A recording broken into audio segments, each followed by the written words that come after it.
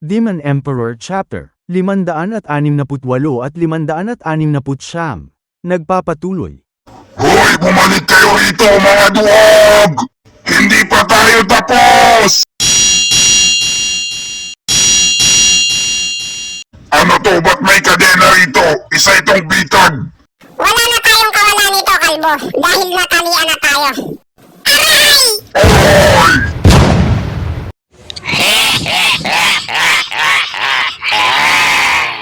May nasagap akong balita na mayroon daw tao rito sa opisina ng trabahador.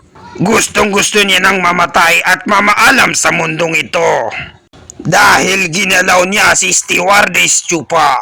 Kanina pa kami nag-iikot-ikot sa lugar na to. Kayo lang ang nakita namin dito, kaya kayo lang ang sisingilin namin. Kaya magsalita na kayo ng totoo at aminin niyo na. Bakit gusto niyong patayin si Stewardess Chupa? Stewardess Chupa? Sino ba yon? Hindi ko kilala yon.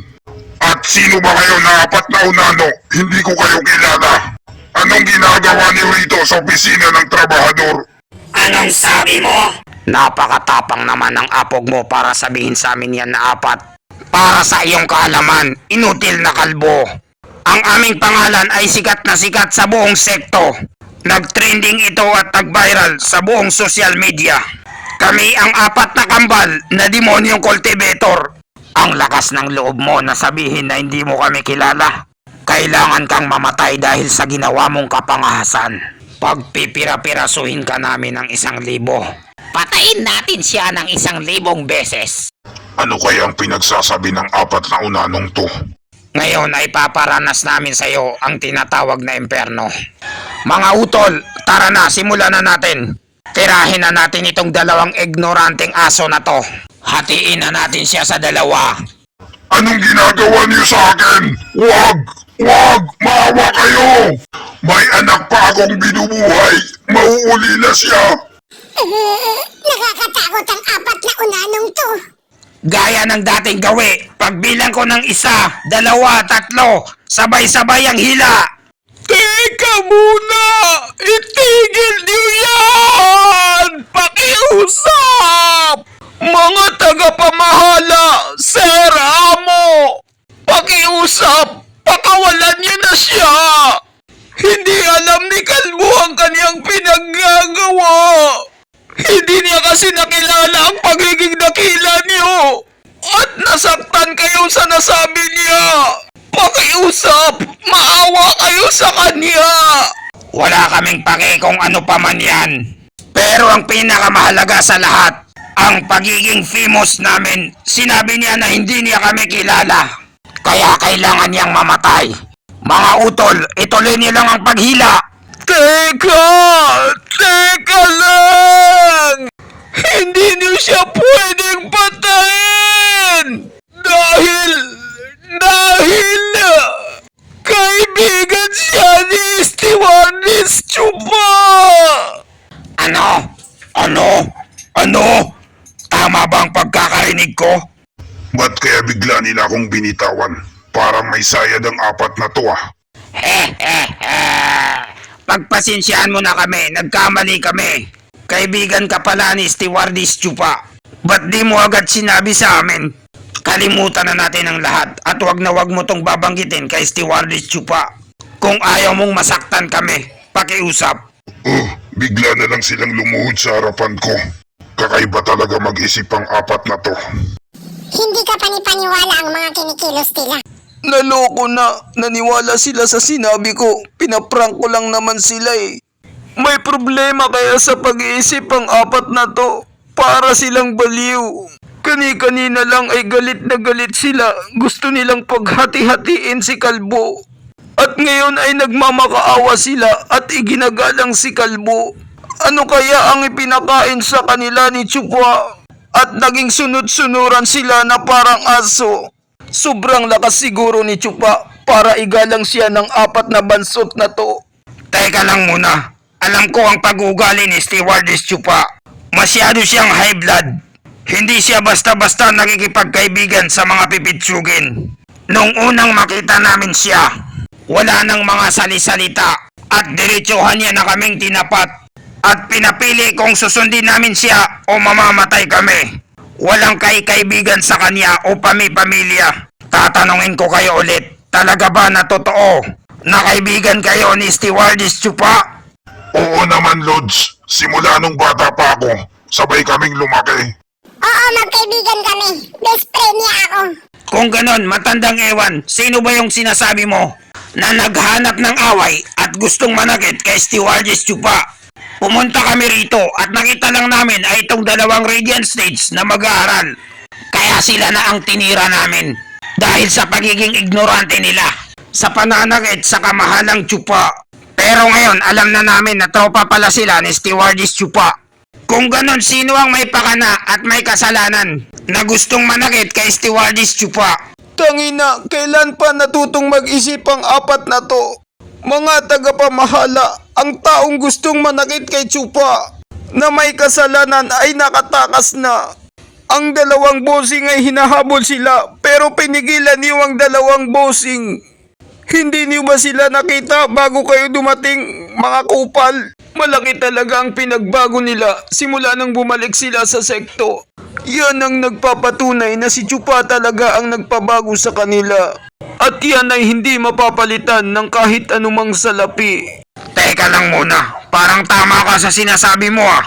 Pasensya na sa'yo, Kalbo. Hindi kasi namin alam na pareho pala tayo ng panig na nagbabantay kay Stewardess Chupa. Pagpasensyahan mo na kami kung nasaktan ka namin. Huwag mo na sanang banggitin ito sa kanya. Siya nga pala, maiba ako. Sino ba yung dalawang yon na nakaaway ni Stewardess Chupa? Kinakailangan may ligpit na natin sila ngayon na mismo. Iwiling makapalang muka, ang apat na unanong to ay may tililing sa pag-iisip at wala silang gaanong alam. Pero matitibay silang kalaban at madaling maniwala. Pwede natin silang utuin. Ba't hindi natin sila gamitin para matanggal sa mundo si Humiir Single Mom at ikalawang kuya Lisu? Maganda yung naisip mo, Kalbo. Mga tagapamahala, ang dalawang yun ay mag-aral sa loob. Hindi niyo sila pwedeng galawin dahil sa batas ng sekto. At kung gusto talaga ni Stewardess Chupa na kunin ang kanilang buhay, hindi niya sila patatakasin. Mas magandang wag na lang kayong makialam kung ano man ang binabalak niya. At masira niyo pa ang mga plano ni Stewardess Chupa. Huwag kayong masyadong pakialamero, mga unano. May punto ka sa sinabi mo, matandang iwan. Baka kami pang sisihin ni Stewardess Chupa. Matandang ewan, bakit? Hindi pa rin talaga nawawala ang pagiging chismoso ni Matandang Ewan. Mga tagapamahala, Sir Amo, ang inyong mga paraan ay masyadong malupit, petmalu. Pero talagang isinilang kayong bobo at masyado kayong matapat at simple. Madali lang kayong utuin ng matalino sa inyo. Kakatapos lang kayong patawarin at kababalik niyo lang sa sekto. Kayo ay matapat at matapang at higit sa lahat ay malakas sa kalam. Ito lang ang may papayo ko sa inyo. Huwag kayong sumali sa politiko ng sekto at mamatay ng dahil dito. At ngayon nasabi ko na sa inyo ang lahat, bahala na kayong umintindi. Mas magandang wag na lang kayong maghiganti dahil ang paghihiganti niyo ay hindi gagana. Kaya mas maganda na lang na bantayan niyo ang mga mahal niyo sa buhay. Tama ang sinabi ni Matandang Ewan. May punto ka dyan, Kalbo. Matandang Ewan, ngayon naintindihan ko na ang ibig mong sabihin. Si Gang anak ko. Kailangan ko siyang alagaan habang may buhay. Buti naintindihan niyo ang ipinapabatid ko sa inyo, mga kupal. Pagkalipas ng ilang oras, 7:00 na ng umaga.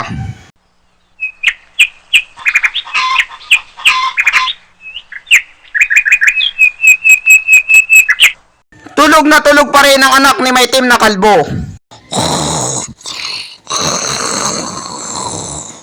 Kalbo, mukhang nalilipasan na ata ng gutom ang anak mo.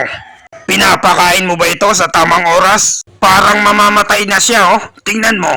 Pinapainom mo ba ito ng gamot na vitamins? Painumin mo na siya ngayon. Maraming salamat tagapamahala sa pag-aalala mo sa anak ko.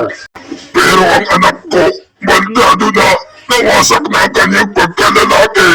Kahit 7 gradong gamot ay hindi uubra. Ano ba ang iniiyak-iyak mo dyan, maitim na kalbo? Kahit baldado na at nasira ng pagkalalaki ng anak mo, walang problema yan kay Stewardess Chupa. Kaya niyang gamutin yan. Dahil isa siyang doktor na kasing galing ni Jose Rizal. Di ba kaibigan kayo ni Stewardess Chupa? Mapagbigay siya sa kanyang mga kaibigan at hindi madamot. Kaya wag na kayong mahiya at pumunta na kayo kay Stewardess Chupa at humingi kayo ng tulong. Anong sabi mo? Si Stewardess Chupa? Kaya niya ba talaga silang gamutin at iligtas? Baka pinaprank nila ako ha? Hayaan mong sabihin namin sa'yo. Nagtrabaho kami kay Stewardess Chupa ng maraming taon.